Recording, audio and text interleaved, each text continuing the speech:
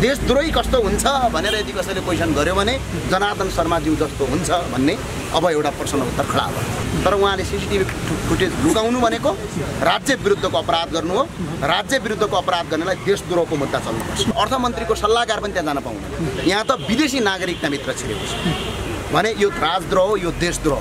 CCTV footage जुन मेटाइयो त्यसमा भारतीय मुलुकका नागरिक नेपालको अर्थ मन्त्रालयको बजेट बनाउने कुरामा पुग्नु भनेको राजद्रोह गर्नु हो, देशको द्रोह गर्नु हो। देशद्रोहीलाई देशद्रोहको अन्तर्गत मुद्दा चल्नुपर्छ। हाम्रो भारतीय मुलुकका मान्छे जसरी उहाँले छिराउनु भयो त्यो चाहिँ राजद्रोह अन्तर्गतको मुद्दा चल्नुपर्छ।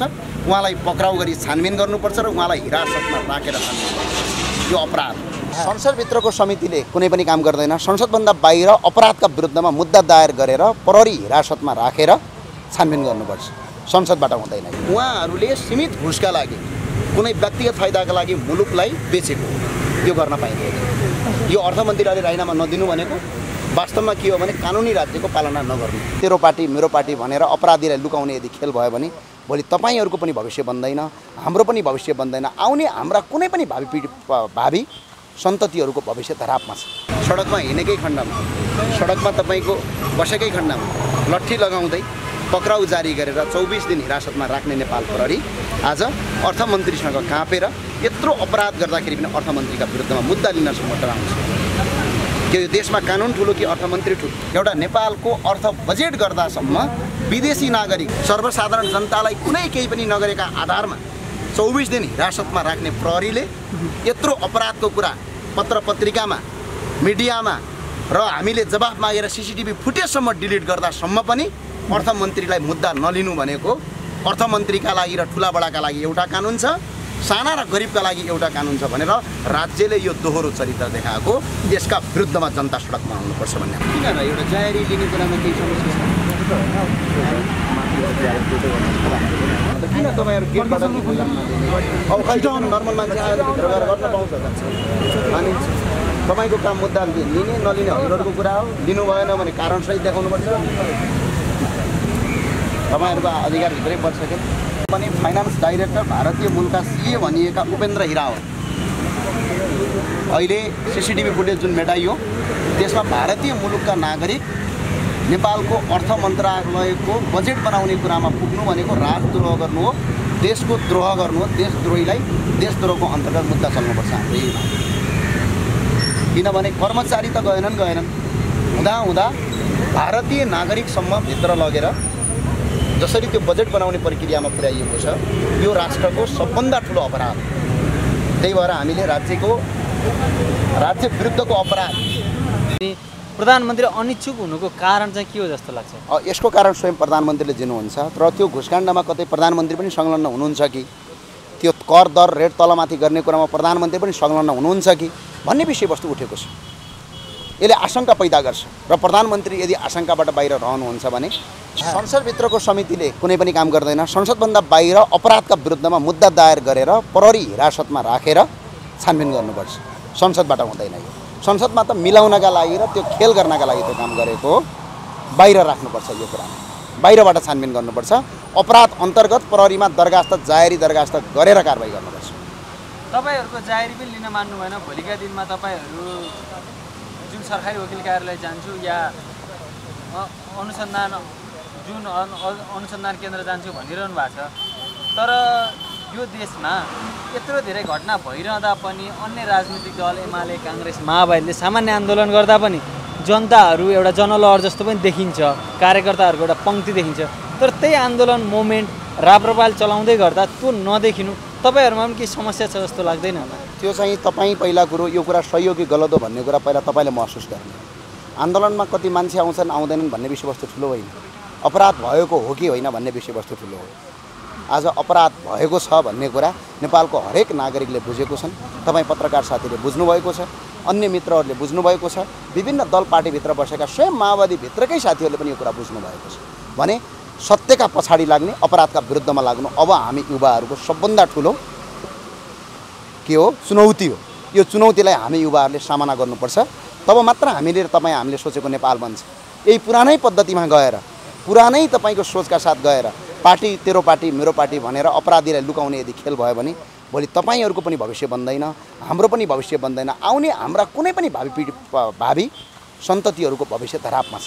त्यो भएर भविष्यलाई साँची राखेर सत्यको पक्षमा उभिन सक्नु अहिलेको सबभन्दा ठुलो चुनौती हो। त्यो चुनौतीको सामना गर्नु हामी युवाहरूको सबभन्दा ठुलो अहिले आवश्यकता छ। त्यो आवश्यकता हामी परिपूर्ति गर्छौँ भनेर लागेको छ। माओवादीको बैठकमा नि के कुरा आयो भन्दा एमालेसँग चाहिँ यो विषयमा छलफल गर्ने भन्ने कुरा आयो। यो एमालेसँग छलफल गर्ने भन्ने कुरा चाहिँ खास के हो जस्तो लाग्छ तपाईँलाई?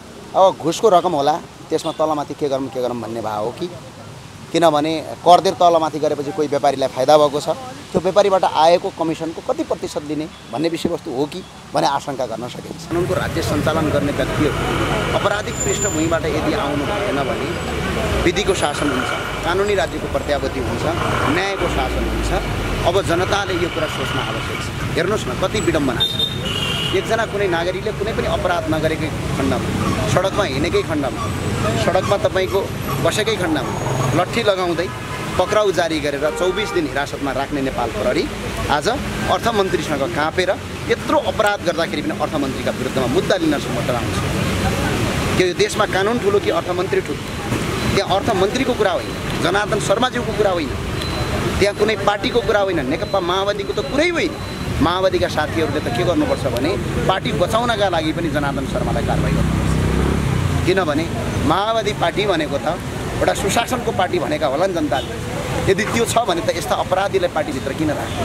अपराधी चरित्र भयो नि। अनि यस्तो किसिम कुनै जनार्दन शर्मा विरुद्धको कुरा होइन, व्यक्तिवादी कुरा पटक्कै होइन। तर उहाँको जुन आचरण गर्नुभयो, जुन राज्यमा अपराध गर्नुभयो, त्यो अपराधका विरुद्धमा हामी सबै एकजुटमा आउनुपर्छ। कुनै पार्टी भन्नु हुँदैन, कुनै दल भन्नु हुँदैन, कुनै व्यक्ति भन्नु हुँदैन, कुनै समूह पनि भन्नु हुँदैन। अपराधी एकातिर, अपराधका विरुद्धमा लड्ने साथीहरू एकातिर भएर लड्न अब आवश्यक छ।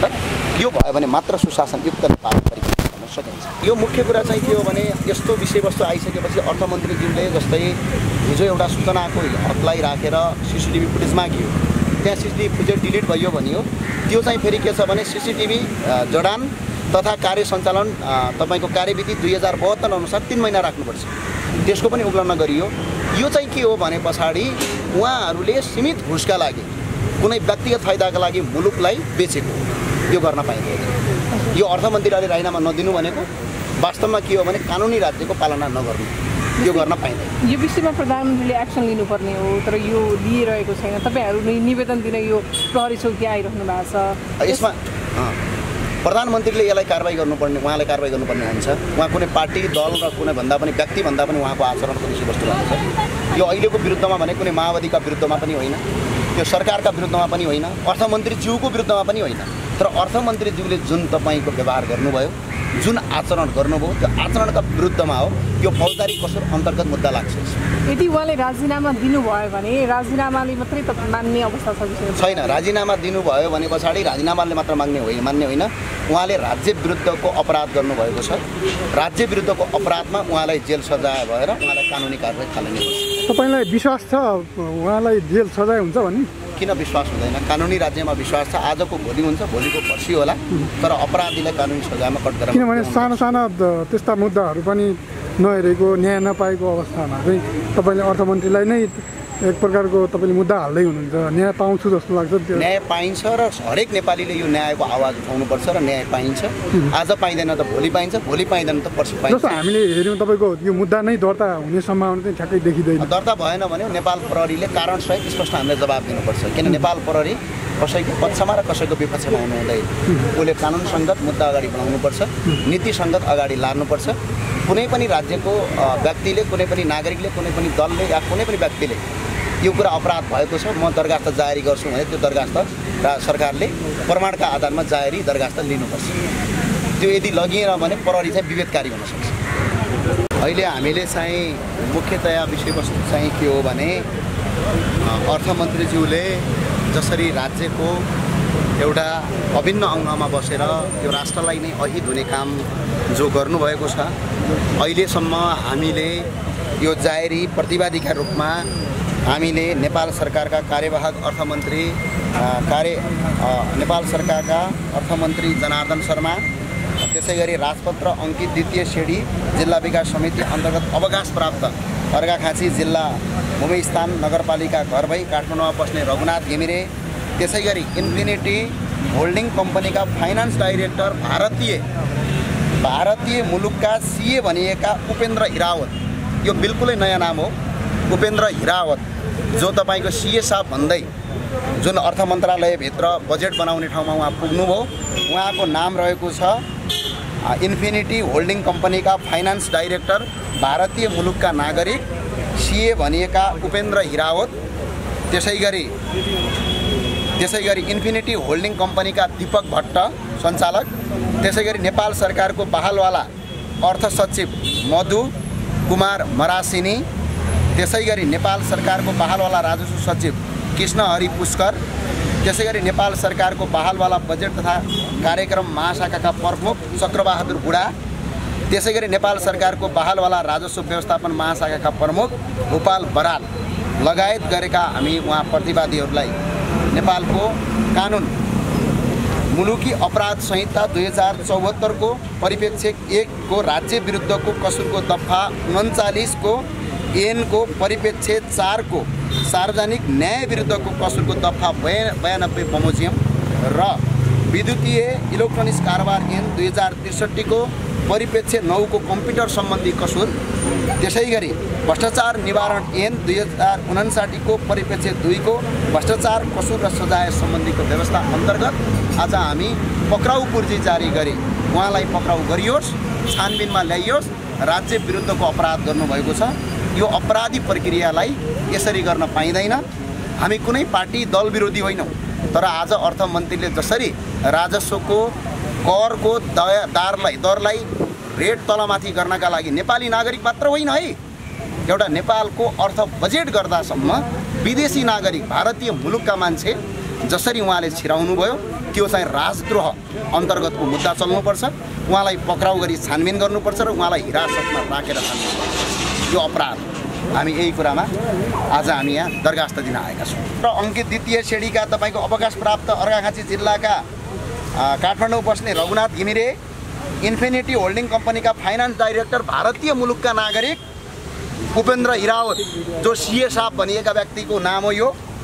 त्यसै गरी इन्फिनिटी होल्डिङ कम्पनीका दीपक भट्ट, त्यसै गरी नेपाल सरकारका बहालवाला अर्थ सचिव मधु कुमार मरासिनी, त्यसै गरी नेपाल सरकारका बहालवाला राजस्व सचिव कृष्णहरि पुष्कर, त्यसै गरी नेपाल सरकारका बहालवाला बजेट तथा कार्यक्रम महाशाखा प्रमुख चक्रबहादुर बुढा, त्यसै गरी नेपाल सरकारको बहालवाला राजस्व व्यवस्थापन महाशाखा प्रमुख गोपाल बराललाई हामीले प्रतिवादी बनाएर नेपालको मुलुकी अपराध संहिता 2074 को परिप्रेक्ष्य 1 राज्य विरुद्धको कसुरको दफा 49 को एन को परिप्रेक्ष्य 4 को सार्वजनिक न्याय विरुद्धको कसुरको दफा 92 अन्तर्गत मुद्दा दर्ता गराउन आएका थिए। त्यसै गरी विद्युतीय इलेक्ट्रोनिक्स कारोबार ऐन 2063 को परिच्छेद 9 को कम्प्युटर सम्बन्धी कसुर सम्बन्धी आएका थिए। त्यसै गरी भ्रष्टाचार निवारण ऐन 2059 को परिच्छेद 2 भ्रष्टाचारको कसुर र सजाय सम्बन्धी व्यवस्थाको अन्तर्गतको तपाईँको हामीले ऐन ल्याएर अर्थमन्त्रीले जघन्य अपराध गर्नुभयो, उहाँलाई पक्राउ गरेर कारबाही गरी पाऊँ भनेर हामी आएका थियौँ। तर अहिले उहाँले मुद्दा लिन डराउनु भयो। जनतालाई तपाईँको सर्वसाधारण जनतालाई कुटी तपाईँको कबुल गराउन सक्ने प्रहरी एउटा अर्थमन्त्रीसँग आज डरपोक भयो। यो इतिहासमै कालो दिन। जस्तो त्यो तपाईँले चाहिँ ठ्याक्कै मुद्दा गर्दै चाहिँ कारण चाहिँ के थियो तपाईँहरूको मुद्दा नलिने? कारण के थियो भने अर्थमन्त्रीसँग डराएको, कापे र अर्थमन्त्रीले जवाबै छैन। उहाँ हाम्रो माथिबाट आदेश छ मुद्दा नलिनु, बस सकियो। लिखित जवाब दिनुहोस् भनेर हामीले माग्यौँ, लिखित जवाब दिनुहोस् भनेर माग्यौँ, उहाँले दिनु भएन। अरू निकायहरू छन्, अख्तियार अनुसन्धान आयोग छ, सरकारी वकिल कार्यालय छ, अख्तियार अनुसन्धान आयोगमा भोलि नै हामी मुद्दा फेरि दर्ता गराउने तपाईँलाई प्रतिबद्धता व्यक्त गर्न चाहन्छु। हामी फेरि अख्तियार अनुसन्धान आयोगमा पनि मुद्दा लिएर जान्छौँ।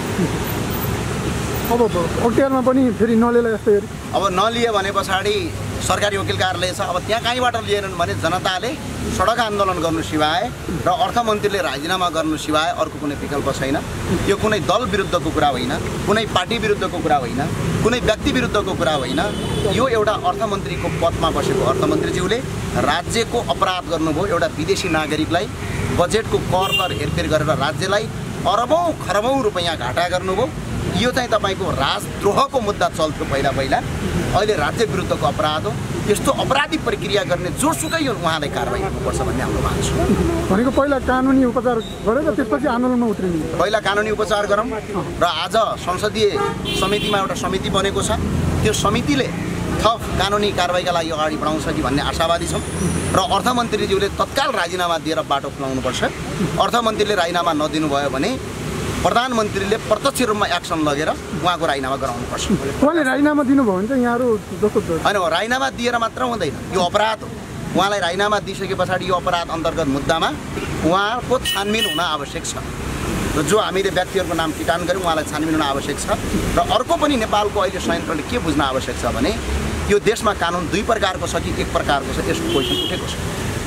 सर्वसाधारण जनतालाई कुनै केही पनि नगरेका आधारमा 24 दिन हिरासतमा राख्ने प्रहरीले यत्रो अपराधको कुरा पत्र पत्रिकामा मिडियामा र हामीले जवाफ मागेर CCTV फुटेजसम्म डिलिट गर्दासम्म पनि अर्थमन्त्रीलाई मुद्दा नलिनु भनेको अर्थमन्त्रीका लागि र ठुला बडाका लागि एउटा कानुन छ, साना र गरिबका लागि एउटा कानुन छ भनेर राज्यले यो दोहोरो चरित्र देखाएको, यसका विरुद्धमा जनता सडकमा आउनुपर्छ भन्ने हाम्रो। जस्तो तपाईँले चाहिँ यो दुईवटा नाम सार्वजनिक गर्नुभयो, उहाँको नेपाली नागरिकता हो कि होइन या भारतीय नागरिक भन्ने कुरा चाहिँ कसरी तपाईँ हामीले अहिले उहाँ त्यहाँ CCTV फुटेज उहाँको आयो भने त्यो प्रष्ट भइहाल्छ।